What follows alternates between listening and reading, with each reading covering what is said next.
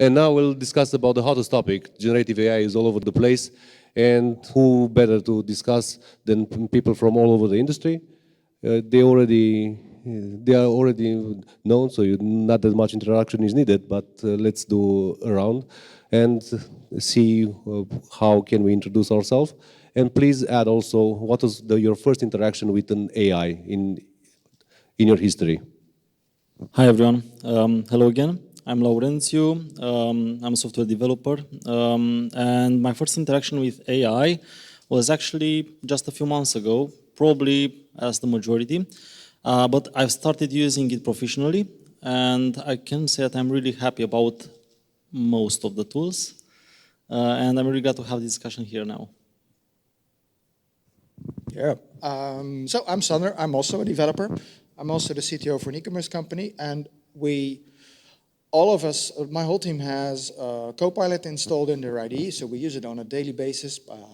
Actually, I was sitting on the plane yesterday with no Wi-Fi, weird, but I was typing some code, and I was actually waiting for Copilot to complete, and I'm like, oh wait, it doesn't work on the plane, and it's like you get so used to it that it's becoming automatically actually, and we use ChatGPT to find stuff basically. And we also use AI to actually generate content, and we're also experimenting with generating images for the website using Midjourney probably.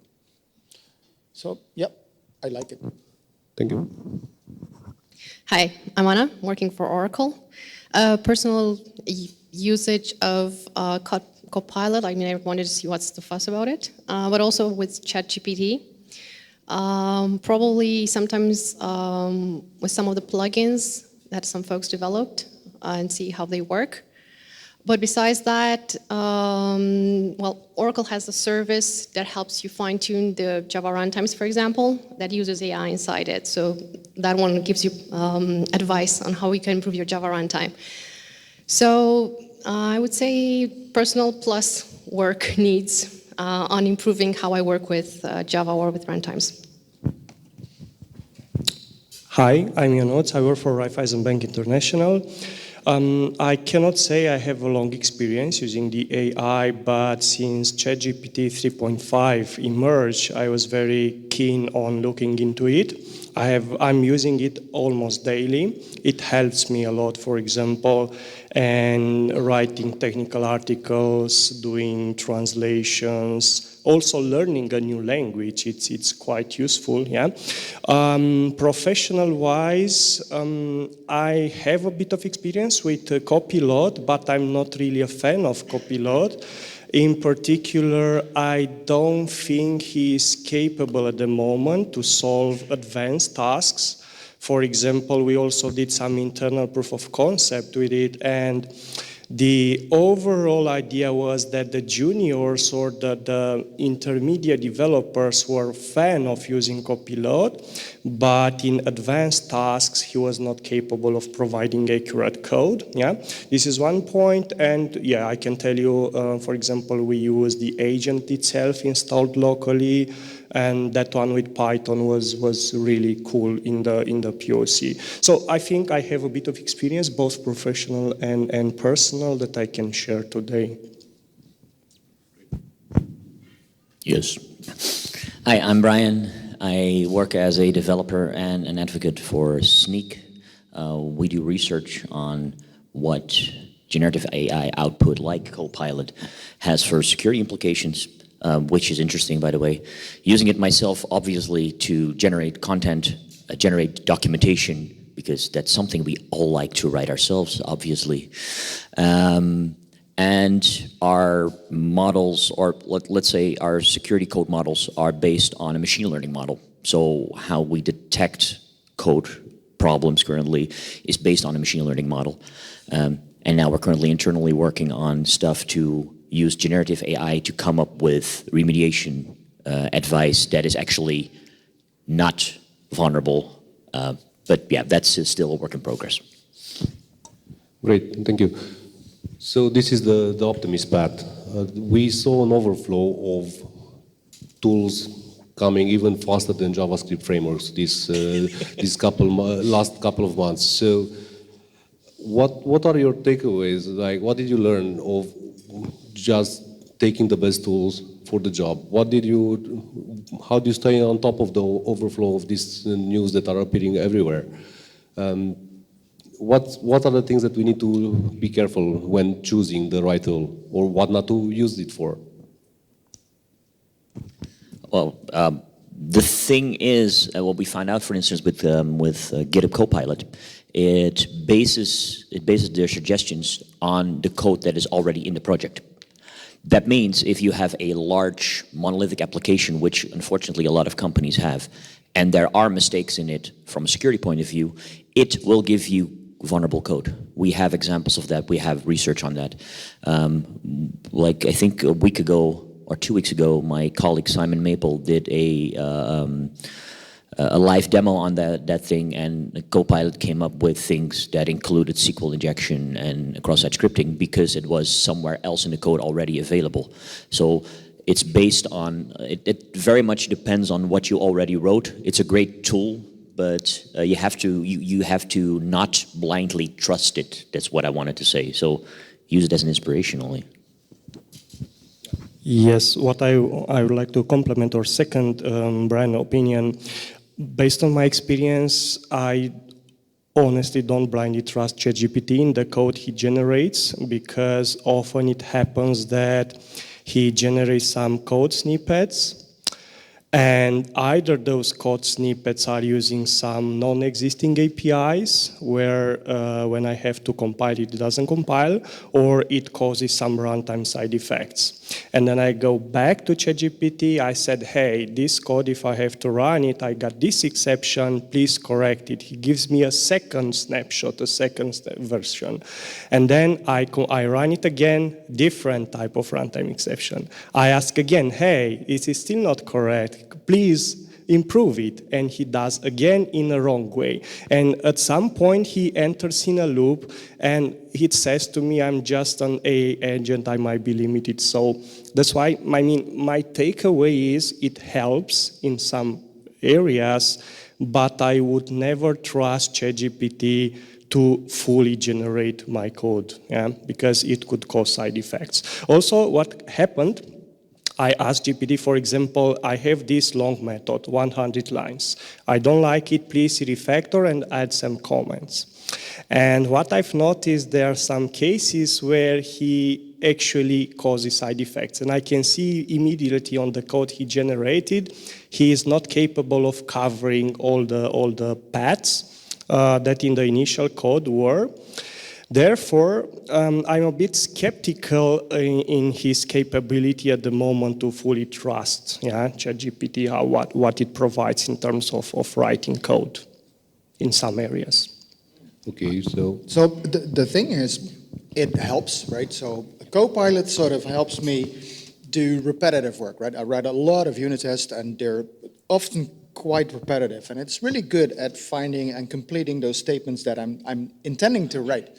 That doesn't mean it's perfect, in no way, right? So it really helps. It saves time for me as a developer, but on the same time, it should not stop you from thinking for yourself, right? It's not a replacement for thinking. It's a replacement for, in the state the AI is currently in, it's generative, right? It means it's basically statistical analysis on text. It doesn't think for you, right? So the bigger part of being a software developer is the thinking part. Typing part is like, what, 10, 15% of the time probably? And with a decent AI, it goes down to like from 15 to maybe 12 or 11%. But the rest of the work, the thinking, you still need to do for yourself. It doesn't stop you from thinking. So it's not going to invent new stuff for you. Well, not in the state it is in now, maybe later. What I've learned is that it's far from being as trivial as you think from an organization point of view, and I would like to also think from the organization point of view, not only from the developer or from the stakeholders point of view. you might believe it's simple. You just enable a Copilot in all your developers' IDs, or you simply allow them use ChatGPT, and that's it. Now the question is, does it really help you that way? Does it really make your organization more profitable that way? And we ran some research in the past months, and the idea is that it seems that depending on how experienced your developers are, it might be or not more helpful for them. So it looks like for junior developers, for example, the ones not using AI at all, AI tools at all, and now I mean general, not Copilot, ChatGPT, nothing, they learn faster than a group that has used that. So, for example, this is part of the profitability because you want your junior developers to become as experienced as possible in the shortest time. So allowing them use AI tools, it seems that it doesn't help with that. It actually makes them slower in learning. So the AI slows down the learning of the real intelligence. That's funny. If you are an organization and you want to be profitable, you have to think from all the perspective of what profitability is. Not only you enable the AI tools and suddenly, I know, your developers will work like 20% faster. I just invented the number, but probably there is a percentage there. You have to think about who you allow using that and make sure that who, at least at the moment, uses that knows that what's generated needs to be revised with experienced developers' eyes. So don't trust it, but use it as much as possible to save you time. But always review and make sure that what's written there is still performant, maintainable. It has all the non-functional qualities that normal source code has to have, and it's also functional, of course. I kind of disagree with you on that. I'm actually more in Sander's corner, that for the repetitive things, it definitely helps you. And yes, you should not trust it blindly. I have seen these things myself, but it is not either or. You still need to learn. You still need to make sure that you're a subject matter expert to a certain extent before but it's like pair programming, but then like an automatic pair programmer. So, and it depends also like which model are you using for which purpose. Like if we're using ChatGPT for everything, yes, that will not be great. But there are other models that are way better at code completion and that kind of stuff. So it's picking the model that is trained for the right purpose, and then it can be helpful, but it does not dismiss you from doing, for instance, well, it's my case, security checks, and that it's just a helpful tool, and you should see it like that and nothing more. So it actually is a factor of scale. If you have crappy code, it will make more crappy code, and that's it. So theoretically, it should improve further as you grow. Did you try any other models other than Copilot, for instance, Amazon Code Whisperer, or other ones of the models that are targeted on the code, like StarCoder or others like that? We tried different models for different purposes, so not specifically something for Amazon, but there are a lot of trained models that you can use, either download it or use it through an API. What we used, for instance, we used some of the models to generate specifically harmful code that we can use in demos. So the other way around, as in, give me 5 examples of a JavaScript problem with cross-site scripting, and it comes out, and we can actually demo that like if you do that in ChatGPT, for instance, it says, no, I cannot generate vulnerable code. But if you have your language model in such a way, either trained yourself or available, it is possible. And we use it to create now demos to see, to showcase what certain problems are. Well, in the next phase, we use these demos again to train what not to do. So it's repetitive. Yeah, so iterative in a way, and for us, it's just a bicycle that creates the things faster. Exactly. And we're just at the beginning, in my point. Laurențiu, you wanted to add something? First of all, I want to say, as completing what Brian said, that Copilot is an excellent name. No, it's Copilot, so you are the pilot. And secondly, yes, you asked about other models. I've been researched with other models as well. I think one of the interesting things that we've discovered as well, and I've discovered researching, is that depending on the developer and on the technology they use, they tend to prefer a different tool. And that was quite interesting, because we've seen, like, for example, Java developers seem to be more attracted to ChatGPT rather than Copilot, but front-end developers seem to be more attracted to Copilot rather than ChatGPT. Now, to give you an idea about these models, don't think only about using them as co-pilots in writing code, but think about using them in your organization in all and other possible perspectives. One of the most interesting I found in the recent a few weeks is an organization with a huge amount of documentation, implemented their own GPT, trained only on their documentation. But the way they write applications, they have their own rules and even their own frameworks over other frameworks that we are currently using. But you have to implement things in their way. Before GPT, it was quite difficult for a new developer joining their company to learn how to implement things in their way. With GPT, trained over their documentation, now it's at a glance of a search to say, hey, how do I implement authorization? And it tells you how to implement authorization in that specific way. And that was an excellent improvement. Like that literally boosted a lot the way they onboard new developers. So you have to think about different ways in which in your organization tools, AI tools, can be profitable. It's not only about having co-pilots in coding. I'll make a statement, and I'm curious to see what you're saying about it. For me, after we tried using smart chats in different perspectives, documentation or interaction with the sites, I said it's finally time to do user experience, because up to now it was just visual experience, and now you have another ability of interacting with your systems, and that's my feeling. That's the door that it opens, because you can just talk to the site, and that's I think the biggest benefit of what's happening actually now. Any thoughts on that? Well, to give another example of how you can use it creatively in an organization is that so I work for an e-commerce company, and we have a very specific tone of voice in the content that we produce. We have a lot of people on board who write that content in different languages, in Dutch, in German, in Polish, in English, in French.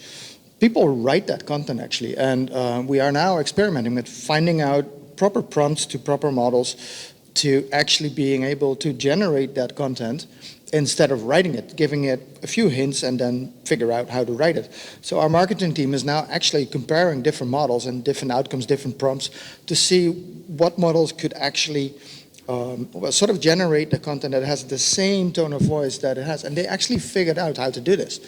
So the next step that we are doing is we're putting it into a microservice, saying, okay, we actually created a prompt microservice, and we actually use that to do all this stuff automatically. Meaning, if we want to swap it out by another model, another whatever we use underneath other tool, we can just swap it out and map it. We're also using it to translate content from Dutch, but Dutch is mostly the original content, into the other languages as well, and see how that picks out.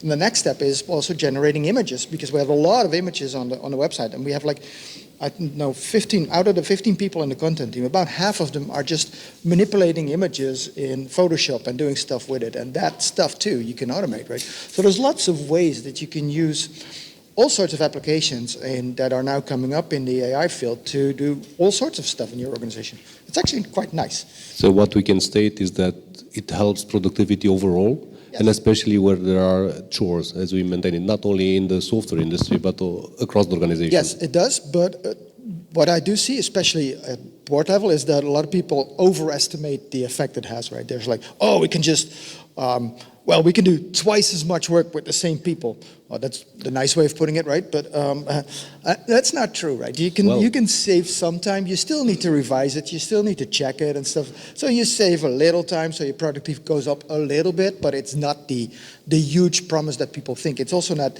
that we are not going to be replaced by AI anytime soon, right? So that also is not coming for now. Ionuț, you wanted to? Yes, actually, what you have said reminds me on a recent talk I had internally, and Somebody said that, okay, with ChatGPT now we can deliver twice as fast. Yeah, it was a business guy. And of course, this creates a bit of discussions among ourselves, how we can do to improve the product as well. And this is a good point because we have now to strive how to can use ChatGPT in a good way. I would like to open a point which we have not discussed yet, at least it's valid in my environment. There are particular industries or companies where you cannot use ChatGPT, the public version, right? Because you cannot, for example, ask ChatGPT to check your documentation. Your documentation might contain sensitive information. Your documentation might be labeled as private. And you don't want to ask the public instance to check that out. But what we strive for is to have our own instance, ChatGPT instance, and therefore we can do whatever we want. So we are still in the process of installing something locally. The takeaway is be very careful to what data you ask ChatGPT to deal with, because you should always ask if this becomes publicly available. Is it any threat for me or for my company? And this is a very important aspect to consider. Yeah, that's one point, and there are other perspectives. So, for instance, you can disable the history and the way how it tackles it, even if for you. I would honestly not trust even disabling history. If it is public, it's public, end of story. Yeah. Yeah. Okay, I'm just curious in the audience if there are other perspectives. Any given moment of time, we have a microphone for you as well. So if you want to join the conversation, I'll be curious to see what you tried in your organizations. So just ask for the microphone. And the other thing that I think it's very beneficial, at least in my perspective, is decrypting the very complex things like security, as Brian was mentioning, looking at different options. Also, I'm curious about the other point that you mentioned Anna earlier. Is for me, it is, and it will probably be very complex to put parameters on the Java running machine. Can you elaborate on that? Would artificial intelligence or statistics model help us? Do you have something in that regard? Yes. So from what I've seen with Java Management Service, given that the Java runtime has like more than 500 flags to know about, and some of them are having some default parameters. Of course, we can inspect those at some point. But if you're thinking like, okay, how can I improve this? Most of the time you're going empirically and you're trying and you're following probably some documentation, some ergonomics, and you keep trying until you get better results. Having an AI that's trained on a knowledge base, on a best practices, and how to improve things, and give you, and give you a response on like, okay, set the amount of memory to this. Set this flag and gives you the insights and also the justification on why that would be better for you. I think that's a huge thing to have as a helper, especially if you're running microservices. I'm so sorry.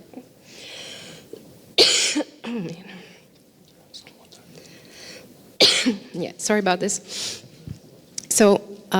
Even with microservices, you have different demands for your applications. And sometimes, even with small services, fine-tuning varies. Also, across frameworks, it's not the same. Oh, man. Not yet.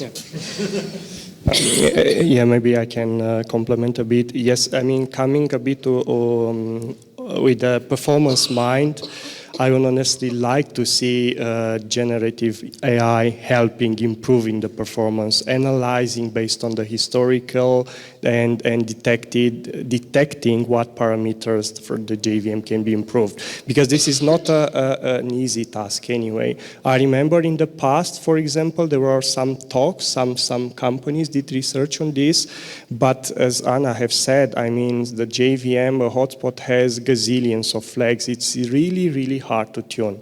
And I love to live that day when I just ask AI to correct my JVM parameters to have the optimal, for example, memory footprint, the right garbage collector, and I really don't have to know what is the garbage collector. I just ask AI to do the job and that's it.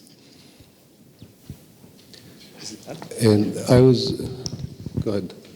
I wanted to go back again. I think we skipped a little bit too quickly over a very important point raised by Sander here, and that's the expectations.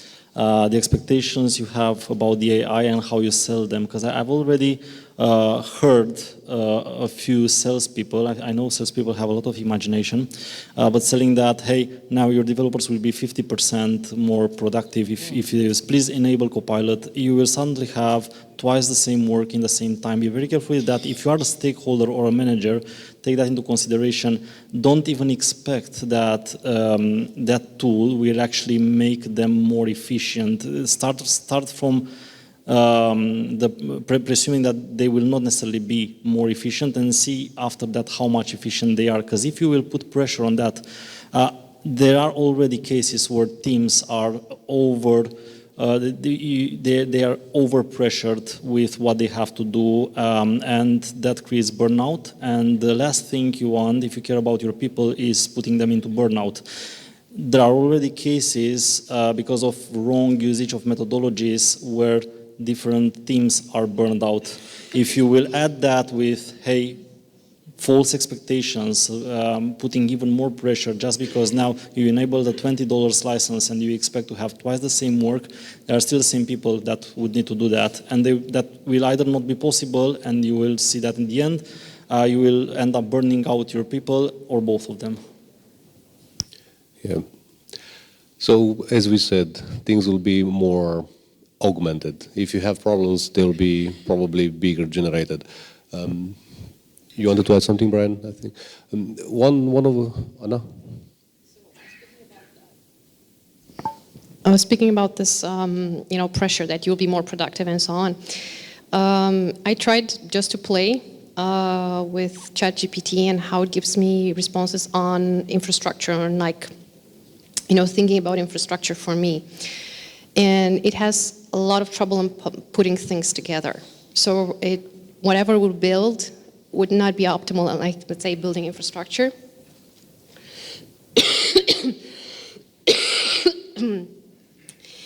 And I don't know, making estimations that your project will be delivered faster, for example, if you're using ChatGPT, is unrealistic from my point of view.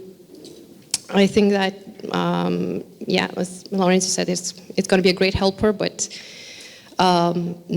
we should not estimate in percentages. That's what I would say, because it varies case by case, and as far as I know, teams are still made of people and with different experiences and different skills. So you cannot say it's going to be 50% better in general without knowing the people you're working with. I mean, if you're making this affirmation, you kind of do not know the people that you're working with, or you're overestimating or putting more pressure on them. So actually we have to keep our typical response in the industry and start with it depends of the outcome, right? So it always is, it depends. It always has been when it comes to evaluating performance, or we always have to measure things. Without measures, you cannot make a statement that this will be better by a certain percentage. Every time something is better is based on that particular context. It's never better in general.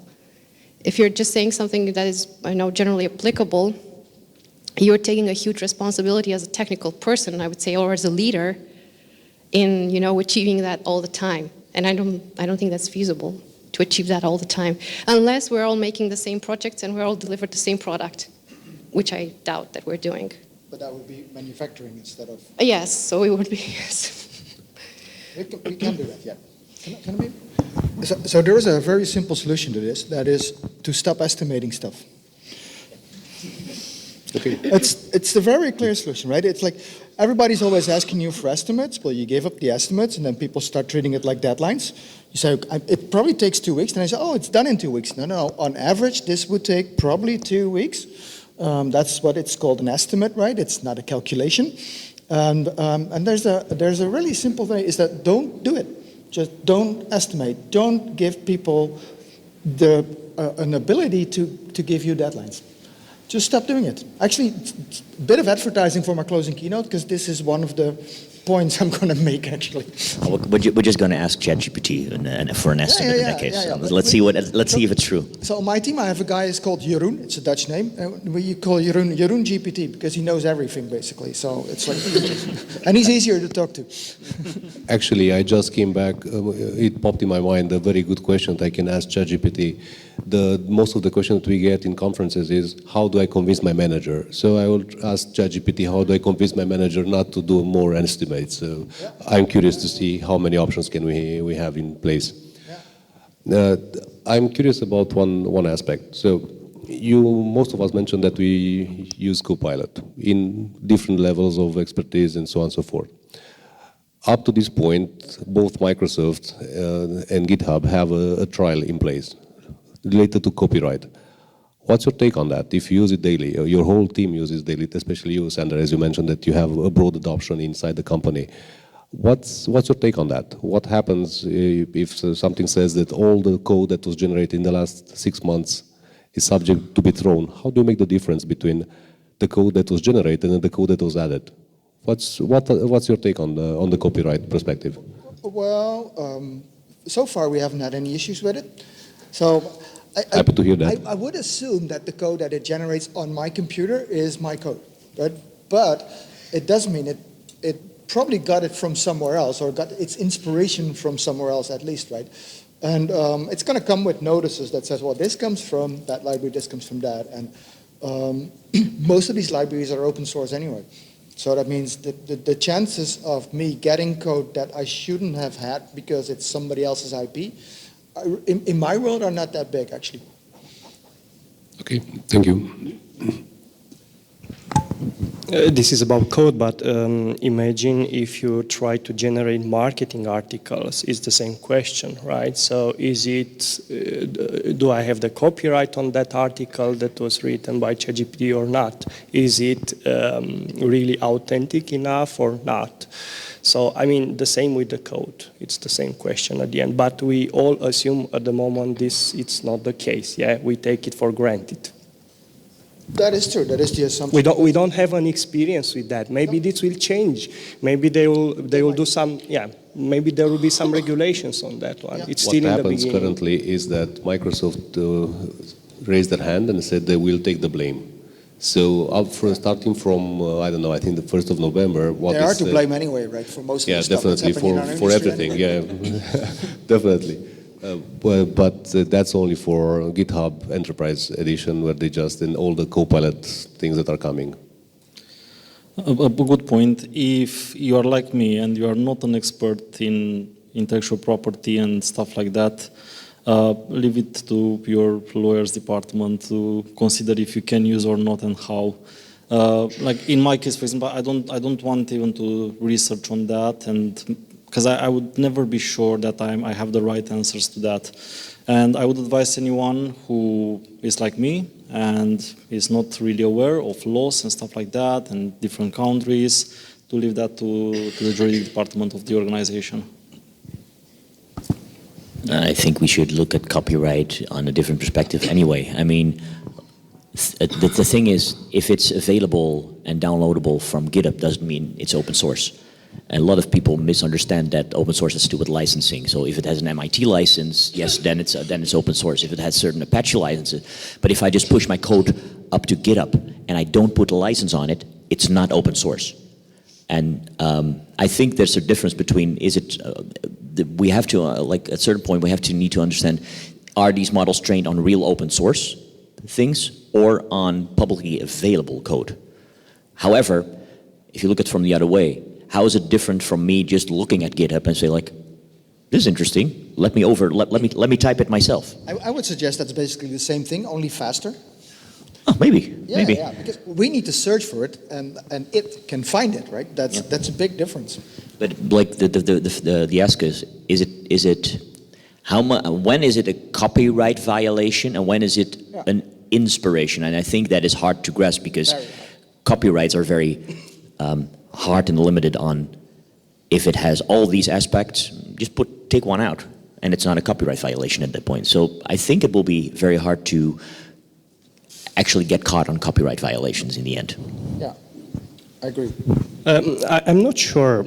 I think with AI you can easily easier actually detect if it is a copyright violation based on the rules. I mean, AI can actually introspect the content and detect the similarities and associations based on historical context better than any human being can do. I think AI can help you in a better way in the future to detect copyright violations. This is my opinion. Yeah. So I see it as a easy game for AI engine to detect that. But again, I'm not an expert into this.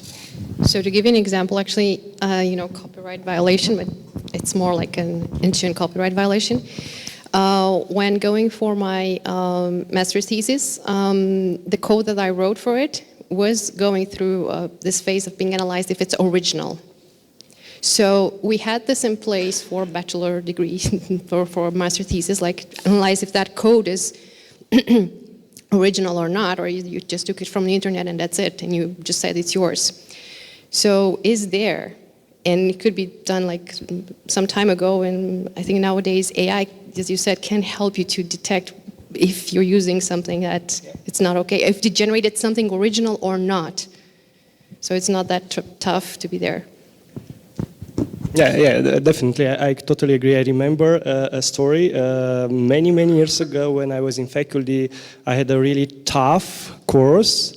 It was called like programming operating systems, and a lot of people just did copy of the homework because they were very tough. And the professor had an MIT program that checks similarities between the code snippets, and if you were found analogous with another one, you got just cancelled. Yeah. So I think back then, I mean, this is more than 15 years ago, right? I mean, for AI, this is a trivial task to detect this nowadays. So I think this would definitely help improve, and it would be very relevant and a neutral opinion into that. And if he's not more accurate, he'll be very convincing, because when he's hallucinating, he's really believing what he's doing. So all in all, through our discussion, I think we have pretty much the same condition. We should not forget about the best practices. As you mentioned also, if it's on GitHub, doesn't mean that it's free of use and the license is there. So even when we're trying to pick models, we have to have a list in mind in terms of what are the ethics behind it, what are the licenses, and all other things that we have to put in place for us. So it's another piece of code. What do you think it will be the evolution? I mean, we are here, we are 1 year already, almost 1 year into generative AI. What do you think future will bring next year and the future? Well, first of all, it's really hard to predict things, especially about the future. And how about estimate? I don't How about, yeah, let's estimate it. So the thing is, it's largely overhyped at the moment, right? So what will happen is, what happens with anything that's overhyped, is that we first will think that it will solve all our problems, right? This is basically Gartner hype curve stuff. Then it will go down up to a point that everybody says, no, it doesn't help with anything, it doesn't work, it's stupid, and it is stupid actually, but so, and then we'll come to the plateau of productivity, as Gartner calls it, where we can actually figure out where to use it and where it's not going to be useful. And we haven't reached that yet. We're still in the peak of inflated expectations, as they call it. Yeah, I think it's also misunderstood in multiple phases. Everybody puts a label of AI, but doesn't look at about the typical implementation and where to use it, because it's a tool in the end. And generative AI, like internet and electricity, it's a general type of technology that you can use it. It's a commodity. And that's what we expect. From my channels, I see that probably the models will become smaller, and that will mean that it will be used in multiple other places, and also while flying, the Copilot will not fail you while trying to write the code. But in the end, I think what we miss is the impact that it also has. The last couple of months, almost a year, we speak about green technology, green ops. And now everybody's embracing ChatGPT and all the generative AI. What's your take on this as a group? Because on one side we are speaking about having greener technology. On the other hand, we are embracing probably the most costly from the perspective of the carbon. I'm not sure it's actually going to be the most costly, right? Because on the other hand, well, it also helps us save time, right? So the question is whether that would sort of like. When do you find that balance? When is that balancing point? Yeah. And we saw that for instance with Bitcoin. With Bitcoin. Yeah. Like it's now the most energy consuming technology on the planet. But It will die soon, of course, but yeah. Maybe soon, maybe sooner. It's fading out. But I'm agreeing with Sandra. Like at a certain point, like models are trained. But if a model is trained and you use the right model, you just have to train it once, maybe. In some cases, you need to retrain it, but like you need some work on forehand, and then you can use it. So it's not a constantly ongoing thing. So picking the right tool, and it says, like we're always saying that picking the right tool for the right purpose would be the gist in the end. So picking the right model for the right solution will be helpful. Picking the wrong model will definitely give you more trouble. So it will just be a commodity, it will just be a tool in the end that can help you do certain things like scaffolders do now, but now they're a bit more, smarter. What I do expect is that more and more organizations, companies that, for instance, now cannot use it because of, well, like for instance, if you work in a large bank, they're still investigating, right? It's going to take years, mostly having to do with IP and stuff like that, which is good reasons. So what I think the next step is going to be, probably in the next year, is that there's going to be more and more tools that make it really easy for you to train your own model sitting in your own Docker container somewhere in your own private cloud to have it trained on your content that doesn't leave the building or doesn't leave the cloud or wherever it sits, right? So we're going to see, I think, more and more tools that help you do it really easily. So the basic curve of adoption, we are adoption overhyped. Basically of training your own models, because everybody's now using like general available models, right? I mean, I think we're going to go into an era where we train our own models.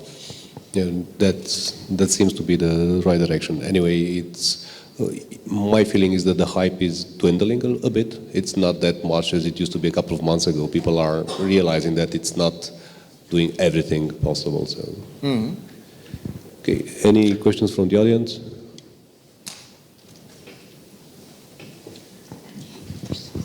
Yeah. Hi. So when using Copilot or ChatGPT, you're basically verifying that the code generated is correct. So it kind of moves the cognitive power from solving something to verifying something. Sure. Do you guys think this thing will have a long-term effect on how we work? And what I'm saying is, I'm concerned that we might lose essential skills by not training them, by not using them on a daily basis, and we start becoming kind of like brainwashed. The question is, are we going to lose essential skills or are we gaining other skills? So I had a similar discussion with a guy on my football team, actually. He said, well, kids these days don't know how to do math anymore. They cannot do tables of multiplication and stuff like that. I said, no, they all do that on their graphical calculator now, right? And he said, yeah, kids don't know how to do that anymore. But I said, well, maybe that's a skill we don't need anymore these days. And it's the same with going into more and more review mode of code that's being written. It's a new skill, but that doesn't mean that the other skills are still useful, right? So 100 years ago, people were riding horses and carriages. So the fact that cars came along doesn't mean everybody was probably like, yeah, but now we lose the skill of riding a horse. Yeah, okay. So it's not necessarily a skill that you still need in 20 years' time, right? So skill sets change over time. That's basically the thing. So it's not per se that we lose stuff that we need to keep. It might. We don't know yet, right? It's too short, but the way we work changes all the time. So this is just a change in the way we work. I think it will differentiate between people. Like, look at your day-to-day work. Are you creating new applications every day, or is most of your work maintaining that old crap that your company already has for 20 years? It's a Java conference. You know the answer, right? And the answer is yes. So the thing is, the majority of your work is maintenance anyway. For most people, hey, if we can automate that away, I can go and join Sander's football team. So I'm grateful for that.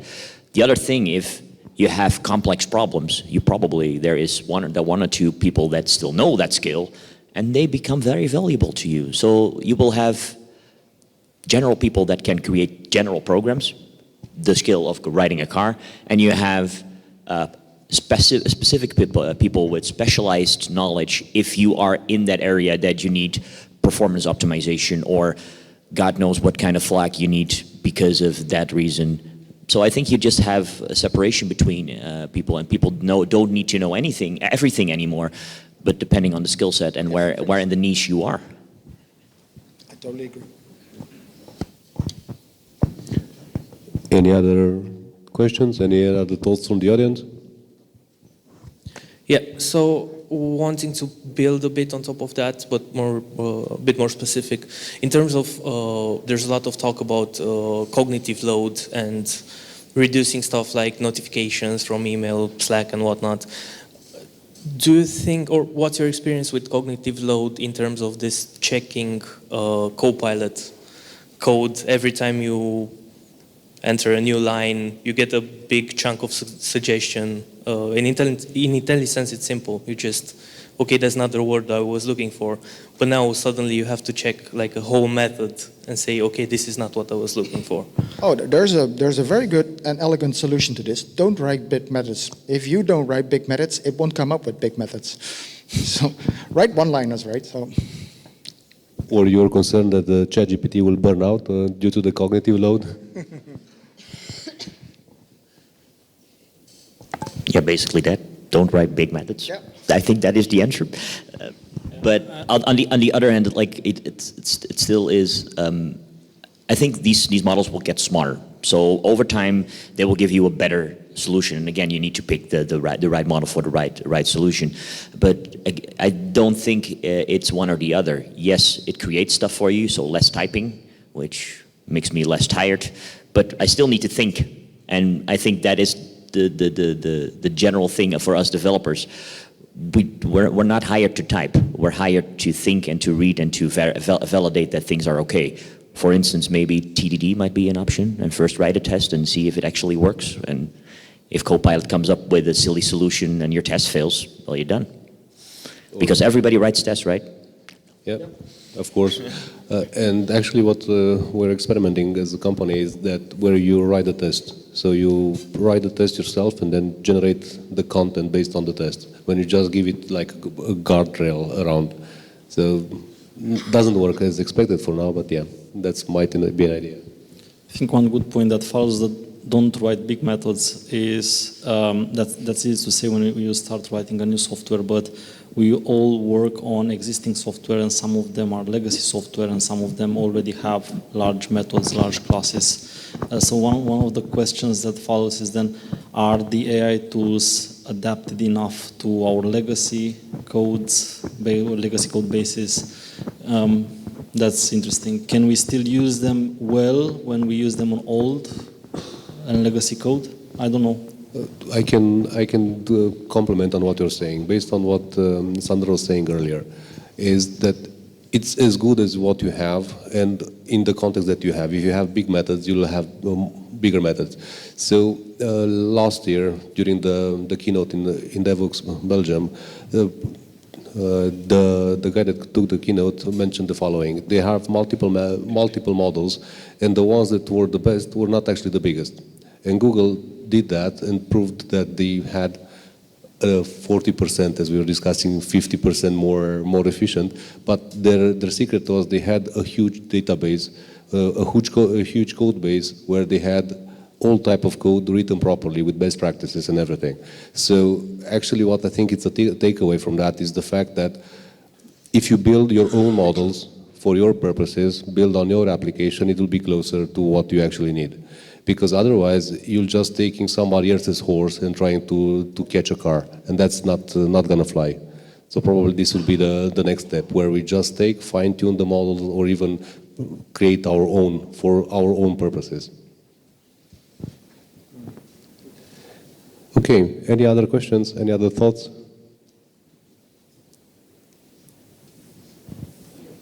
Okay, then before we go for a beer, as as Brian suggested. Okay, any closing thoughts from you guys? Anything to be added?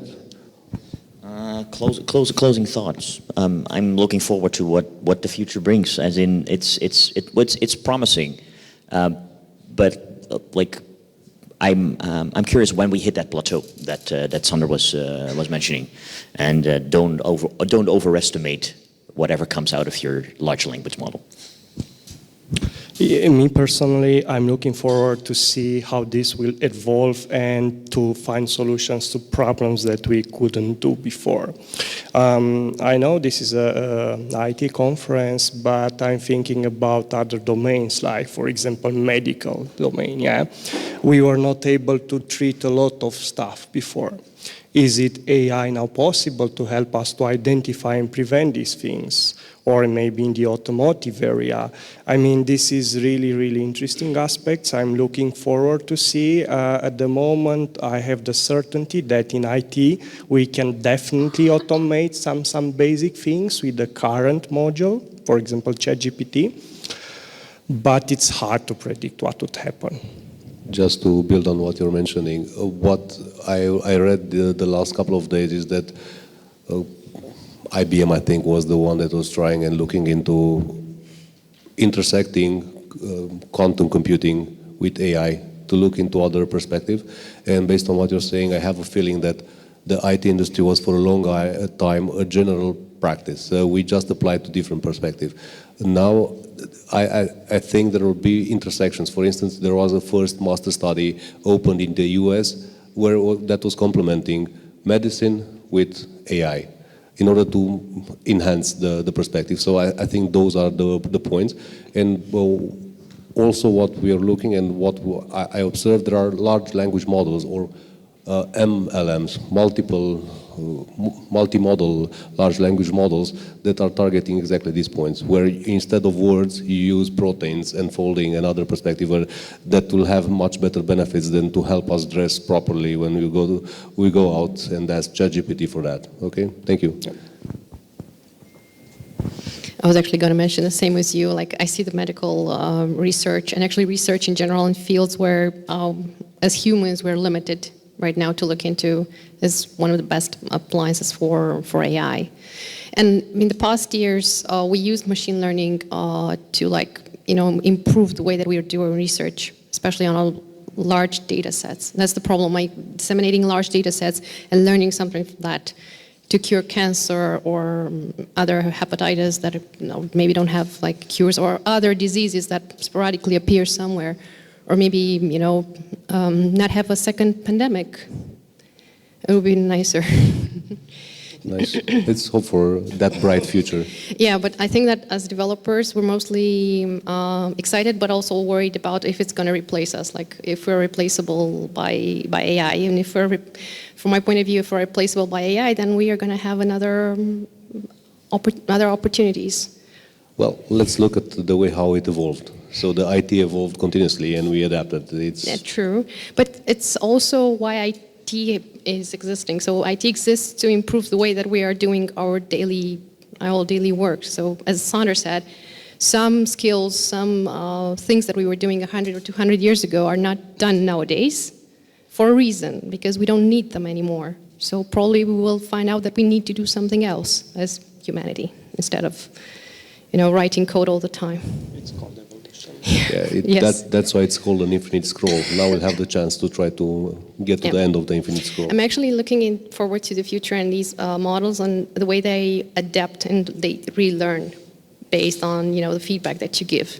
Because relearning for a long time was and changing the way that the model works based on error cases and unexpected situations. Of course, generating by itself solutions, not just all the time learning and generating something based on learning, like piecing things together, but also like creating part. I think that's the best step actually to reach out with AI, like absolute creation of stuff, not just learning and reproducing some stuff or reproducing for your context. So the question a lot of people ask is, are we going to, as developers, are we going to be replaced by AI? Well, the majority of our work is thinking, basically, right? Wherever and whenever you do that, doesn't really matter, but thinking is like 70, 80% of our work, probably, right? So in order for AI to replace us, it needs to learn how to think, right? So the moment in time that we get to the point that AI can actually think, we have much bigger problems than our job, right? It's not, that is probably the end of humanity, I suppose, but... Watch the movie from DevOps Belgium, right? No, I wasn't, I just, yeah. I should have, probably. The one where the AI Yeah, the goes creator, rogue yeah. and- Yeah. So that's the thing. And also the other thing is, so I have 3 kids. An AI can do anything it wants. It still doesn't get my dishes in the dishwasher, right? They still leave it on the sink. It doesn't change that, right? So there's lots of things that don't change with AI too. You can buy a robot. AI. Yeah. I was gonna say I think Tesla's going to sell them, right, these days. Yeah, they're ugly though. Yes. Yeah. I mean, you cannot have all looks and efficiency with a robot. Okay. I tried. Oh, with a robot. Oh. So, Laurențiu, a quick thought and we are done. Closing thoughts. I love AI. It has already changed my life in the past months. I embraced it not only professionally but personally as well. I use it to learn Spanish. I use it to give me ideas of what to listen to, what movie to see. I will continue that. I'm really curious what will bring it in the near future, and not only the near future, but currently it's something that I've started using a lot and I love it. Okay, thank you. So as a closing thought, generative AI is here to help us, but take care, it's slippery. Enjoy. Thank you.